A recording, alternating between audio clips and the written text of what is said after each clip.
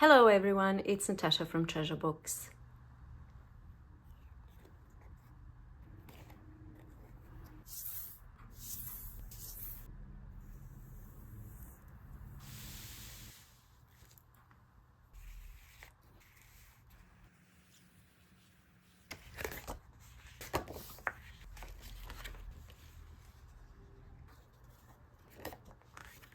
In this video, we are looking at some of the ways that we can utilize full-size magazine images or full-size book images to make some fun stuff for our journals. All right, let's jump right in. Oftentimes I've had a question asked on my channel on what to do with full-sized images like this. You might have some magazines with beautiful imagery like this, or something like this, for example. Or gardening books or quilting books. What's this one? This is a gardening book, and you have these full-size pages, and some of them are great, some of them are not so great. I've got this book, and then look at this, like you have these full-size images or pages that you want to do something with, but you're not sure what. First, I wanted to say something before we begin. I don't advocate destroying books. Okay, this book was in a free pile and nobody picked it up at the local thrift store. And it was destined for the landfill together with all the stained clothing and other things that cannot be sold. It doesn't even get recycled. Also, another thing, this book is from 1988. It is extremely outdated. Maybe there's no one interested in 2024 to be knitting something like this or something like this. Or like something like this, or that hairstyle, like the whole thing is outdated. And the reason why it was in the frail pile is because nobody wants it. So I personally don't feel bad about repurposing this book, because look at these beautiful images. The paper is really good quality. And don't forget, like, you've got magazines, simple magazines like this. I don't want to be saying, go and have a look at your books, or go and find books and buy books and destroy books. I am also a published author myself, and I don't expect somebody in 40 years' time preciously stroking my book because it's this precious, precious thing. And would you look at that? In fact, that is also a repurposed book. In fact, here it is in real life. There it is. And it was an actual book that was falling apart, you see. And I repurposed it, and I made a journal, and I showed you step-by-step instructions in this. Well, it was just before, actually. Step-by-step instructions in this book on how to create. So there. Okay, finally, let's begin. So here is a page from a magazine. This is actually, I don't know, book or magazine. And look at that. It's an inconspicuous little thing because it has secret passages, you see. Secret passages. It's got little pockets that are not apparent at first because the picture is complete, right? And I only did the pockets on the one side, not the other side. And the way that I would use these is I'd pop them inside journals, and I loved this idea so much that look at how many I created. I'm not going to take all of them out. You see this? How cool is this? This little, maybe this guy can be picking out from the actual, what's it called? Not an urn. What's it called? I don't know. And that's the back. Just images. Look at this. Beautiful, beautiful image. And we want to keep it. We want to preserve it. And we create something fun. And then I had smaller ones. And I think the important part to mention here is that these pockets, and I'm going to show you obviously how to make it, but these pockets, let's see, which one should I take? All right, let's take this one. I was really overfilling this because it's got 1, 2, 3, 4, 5, 6 pockets, and the pockets stop, like they're not. I'll show you what I mean. Here's this one, and then we have the pockets, right? And the pocket stops, like it doesn't go all the way down, and I think that's important. I'm going to show you how to do that. You see that? It stops. And this one obviously stops so you can see the bottom of it. So how do you do that? Well, I'm going to show you as soon as I stop talking. And then some of them are made into tag shapes, and I've got a little bit of a thing up the top, and they look fun on the back. You can add writing spots on the back. I left them plain because I think that's part of the charm. And I love the fact that when you take all of the things out, it reveals an image that continues onto the other side. This was actually, look how cool this looks. How beautiful is this? This is such a simple idea. You probably already know how to do it just from looking at me showing you this. But for a long time, I struggled with this type of thing. Like, you can make envelopes. I don't mind making envelopes from these pages. But then when you open the envelope, you see all the writing on the inside. I don't know why I didn't think of this idea sooner, but I'm going to now finally show you how to make this. And there's other things as well I want to show you. I know there's been a bit of talking so far, but sometimes you just gotta talk, you know? Sometimes people leave you comments and you feel like you have to explain some things. I'm gonna find an image that I want to use. Personally, I'm not a fan of using faces or images of people. Something like this. Oh, okay, this is the one. It's the one. Is it the one? Or is this the one? I think this one might be the one. They're all the one. And I just want to apologize to this lady because I said something mean about her hairstyle before. You know what? I say let's bring back the 80s hairstyle. Like, I'd be rocking this like no tomorrow. Okay, this is the one.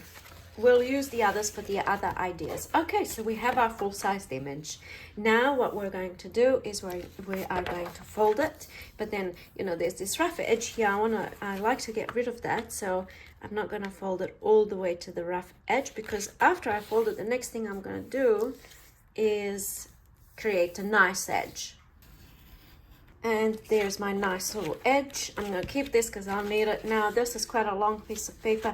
You can, you know, chop it in half and have two. I'm going to show you some of the other ideas that I did. But for some reason, I like them to be uniform for the ones that I've made before. So I didn't measure anything the first time, but now I'm using the one that I made prior. And I'm just going to use that as a marker. And I'm going to use my magic to do that. Look at that.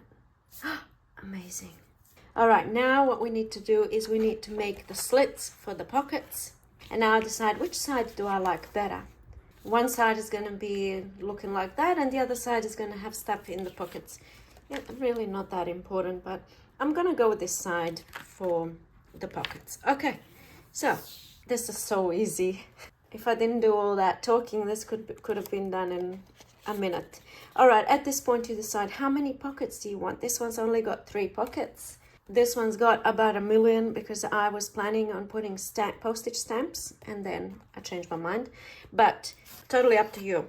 The main thing, of course, is that you don't go from the crease all the way to the end. I mean, that's pretty obvious, but I like to leave about this much space.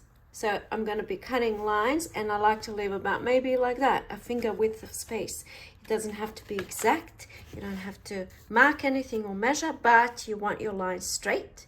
So I like to pop them against something straight like this cutting board, measuring board, whatever.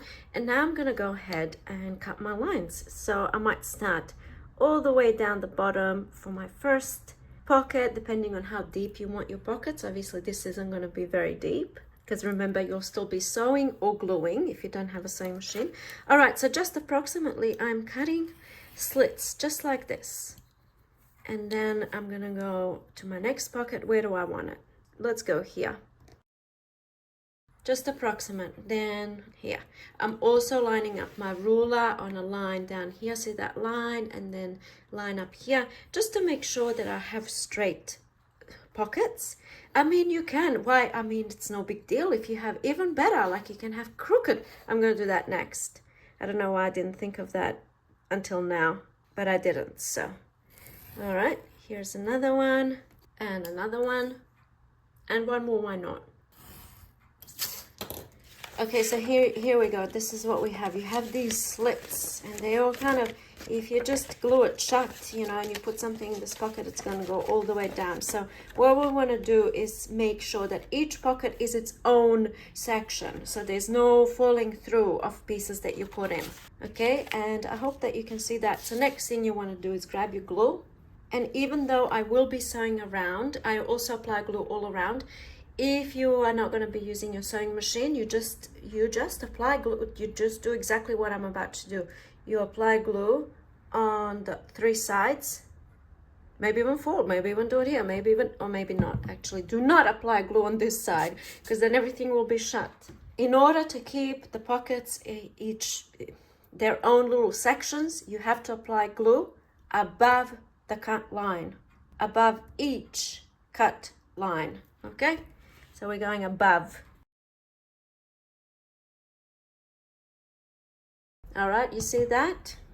A line of glue above the cut line. Because you see, let's just look at this pocket here. That's the opening. You're going to use that to slip something inside.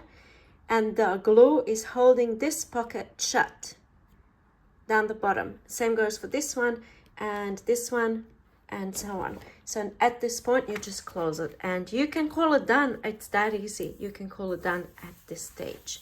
There's your pocket, or little pockets. I like to go to my sewing machine. I like to add stitching because that's just something that I like to do. And I know that not everyone has a sewing machine.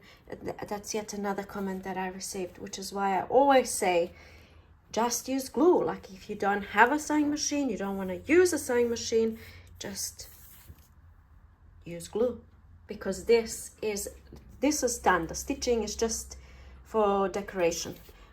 Okay, so if I put it to the light, you can see the pockets. And before you let it dry, make sure that no glue is seeping through. Sometimes it can happen, like if a little bit of glue seeps through. So I just test each opening to make sure that it can open. And there we have it. I'm gonna let this dry a little bit before I go to my sewing machine. But I need to try the slanted pockets idea. Here is my full-sized colorful page. You might have pages of cutlery or pages of broccoli. It doesn't have to be something like this. A lot of magazines have images of beautiful scenery, travel destinations, beautiful azure seas and beautiful oceans and that kind of thing. You can really utilize those types of images. All right, here we go. Well, this is destiny, is it not? Look at these slanted lines. Look at this. I'm gonna go against. I don't know actually. I'm just gonna go with the flow. So here's my thing. I can see the crease. I don't want to, of course, go over the crease. So let's slant away. Is this gonna work? One will not know until one tries it out. One shall soon find out. Remember those cuts I just made? Gone. I'm just kidding. I'm just kidding. All right, we have the cuts. Now we're gonna get the glue. We're not touching this side. We're gonna put glue all around. Now make sure, of course, that your piece is sitting upright. And now we're going to glue where? Above the line, correct. So all the glue applied above the line. Let's close. And before we let it dry, let's just test it out. Those little cuts, you can't see them, but they're there. See, you can't see it. Where is it? It's right there. Okay. How do we feel about making this one into a tag shape? Well, I've already decided I'm gonna do it, so. Just chopping some corners off. And there it is. I'm gonna go to my sewing machine. I'll do this off screen. I'm just gonna sew all the way around and I'll be right back. I want to add a frill at the top, so I'm gonna show you how I do that. But I completely forgot to mention that I promised you guys a Coptic stitch binding video tutorial, and it's most definitely coming. The problem, you see, is that I did start working on that tutorial and then the muse visited. And when the muse visits, you must obey, you must follow, you must. The muse, you see, demanded that I work on this project instead. So if you don't listen to the muse, she might abandon you. And that can be quite a scary thing. Here we go. So one was done with black thread, and the other one white thread. Not really that it matters, but wait, where are the cuts gone? It's getting a bit old, that joke now, isn't it? I think I'm keep saying that is because the whole idea of this is that the pockets, the openings are not visible until you pay close attention or until you put something in there, because then it will be quite obvious that they're pockets. Let's fill up the slanted pockets. I have some little cut up things that I like to cut up when I'm watching TV, which I never watch TV if I'm being honest, but when I first started this kind of thing, I used to do a lot of cutting, and I have all these things. This, I really like the slanted pockets idea. I love it. Love. The cutout pockets are most definitely the winner. See, I can't even see where the cuts are. What did I say? The cutout pockets, the slanted pockets. This is all, these images are all cut out from the book that I was using. So I'm using every single little piece of that book. And the things that I'm not going to use, the things that have writing and such, the pages I mean, I use all that stuff too. Oh, that looks quite cool. Serious dude. You know what looks really good with this type of stuff? I find irregular, like those Tim Holtz little people that I don't have, but irregular shapes. Oh, that's looking good. Maybe we'll do something like this here, this kind of thing, maybe something here, little piece also from something. Maybe we can glue that on. That looks really nice. Like if you go to embellish the, like if you embellish them, then once you take everything out of the pockets, then you don't have the full image. Anyway, all right, so that's really that one, and let's see how it looks in a journal. It's not the most overly functional piece of thing. It's not really that functional, like you can't write on it and stuff unless you cover the back and add writing space. This is my journal in progress, but you can clip it onto a page, something a bit lighter like this. It's my journal in progress, so it's still quite empty, but look, it looks really cool. I just love how it looks in a journal. Okay, so what else can we make? Let's have a look. Those things were the main kind of idea that I had. And then something like this. This was a full-sized image that I chopped in half. And I just covered it, basically made a page for a journal, because there was writing on the inside, and well, you can actually see through. It was actually another image, not writing. So I just covered it in white paper and created this like tag-like shape page that's going to be bound in a journal. And then here I just made a tag that you can't write on because like there's no place to write. So I enjoyed the creative process, and I think it looks beautiful, and I think once put in a journal with all the other writing space that we create, it's gonna look great. What else do we have? Here's another one of those. That image was absolutely stunning, but I did cut it in half. Yes, I did, because I couldn't use the whole page in any way, and I just want to stop being precious with about things like this. So I cut it in half. I created a page that's going to go in my journal, and pretty much did the same thing that I've just shown you before. Look at that. This looks like a jar. Absolutely beautiful. I could do a bit of twine there. I could do a little label here. What have I got? What are the chances I'm going to pull out something that's going to work? It's not bad. Something like that. This can go a million different ways.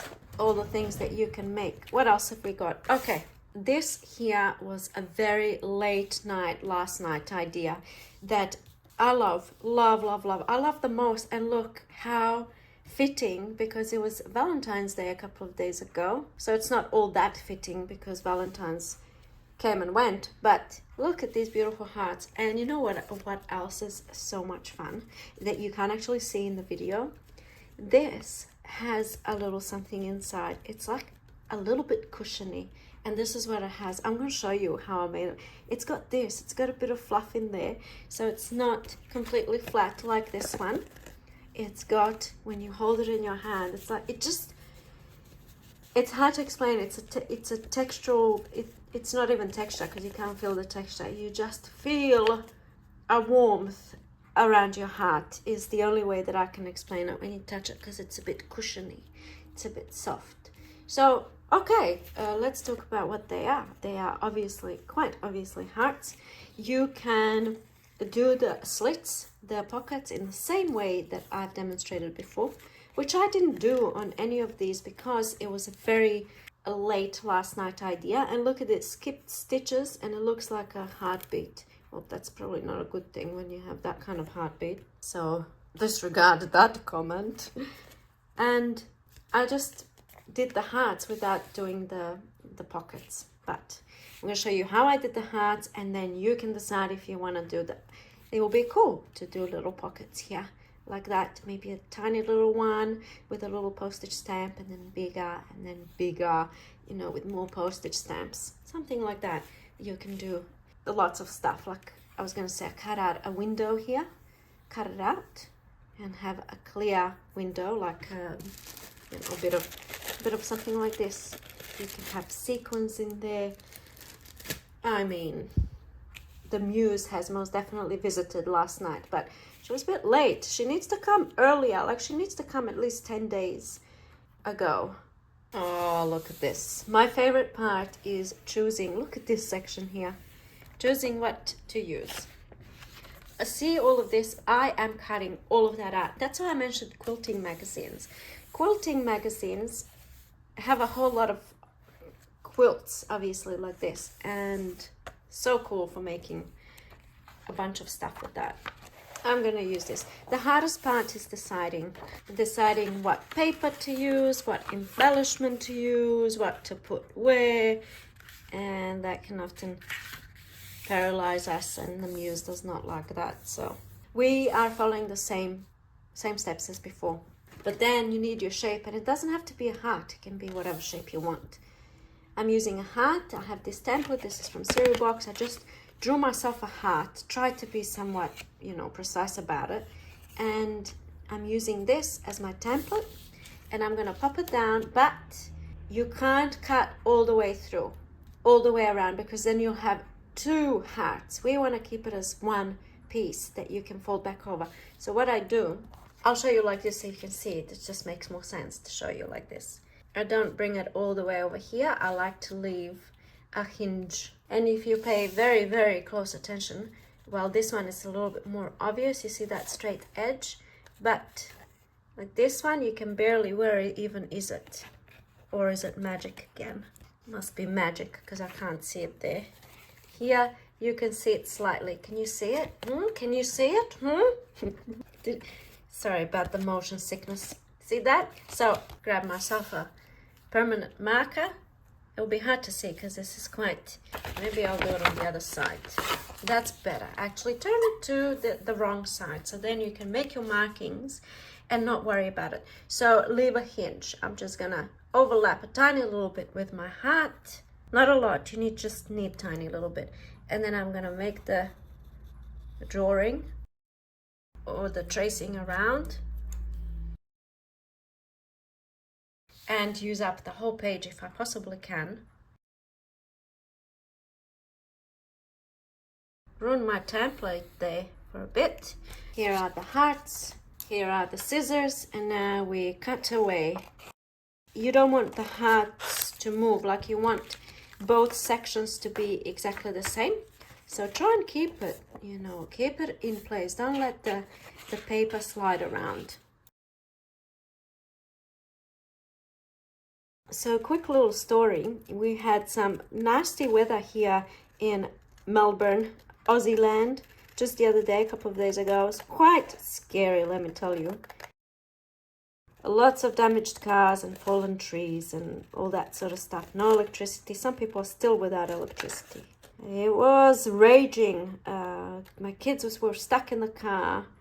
My kids were scared. My daughter was crying. I was absolutely shaking with fear. Okay, here's the heart. I'm going to cut out this one now. Because at that point, it felt like this thing is never going to end. and we are going to be stuck here forever, and something will fall on the car and, you know, squash us all and whatever. So I was scared. I was trying to act all cool. I was like, it's okay, it's okay, telling my daughter, who was quite frightened. I had to get out of the car. I had to manually try and open the garage so we can hide in there. And there was no electricity, couldn't open the garage. And anyway, I was wounded in the mayhem. I fell and I have a wound. I will find a way. And I'm just joking. Alright, so here are the hearts. Let's get back to this. It was, let me tell you, it was scary. It was very, very scary. And the fall was quite, I'm surprised that I didn't hurt myself really badly. Okay, so here are the hearts. And this, while I was cutting this one out, obviously it moved a little bit because you can see a bit of that white from underneath.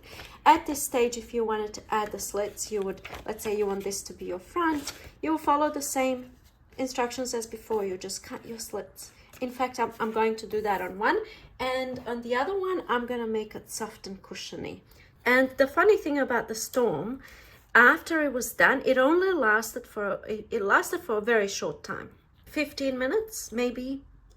The worst of it, when we were stuck in the car and when everyone was scared, only lasted for about 5 minutes. Enough time to make real damage, but luckily nobody was hurt. Not just us, but like nobody was hurt.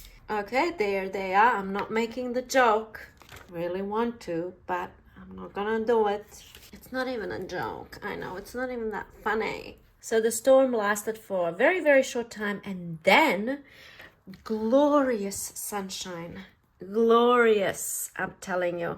Everything was completely quiet and still, and it was just absolute beauty of weather, as if nothing at all happened and I dreamt the whole thing. That's what it felt like. Okay, close the heart. And now that you have done that, you can obviously just double check the openings, and you can, if you want to go into making it, I don't know, a bit nicer, and you can come into the flat section you can see there where we kept the hinge, and just unflatten it, you know, just maybe give it a little bit of a curve. Lovely. And that one's done. And of course I'm going to take it to my sewing machine, but let me show you how I did the fluffy thing. So open up the heart. I'm not doing any cutting or any slits. I am going to apply glue, a whole bunch of glue all around in the middle, and then on the other side as well, because I'm not creating pockets, so I can shut the whole thing down, shut it down. And then we're using the fluffy cloud. I can't remember what this came out of, but I have it. Maybe like a soft toy or something, I don't know. And then pop it in the middle. Yeah, I know, it's brilliant minds. Nobody would have thought of this idea, I'm sure. I'm just kidding, in case you don't know. This is something that people do with fabric, and I did something like this for Valentine's Day for my kids. I think I put too much stuffing in there. That's too much. We need, for this type of thing, because it's paper, it's not like fabric where it can give you a plump heart. This is paper, and you know, it doesn't have movement like fabric does, but you can do this obviously with fabric. I did it for last year for Valentine's Day for my kids. I made little hearts with, they're quite cute little hearts. You just fill up, you do this but with fabric. Okay, now that that's done, I am going to take it to my sewing machine. I'll show you actually how I sew it, and it will be all speeded up.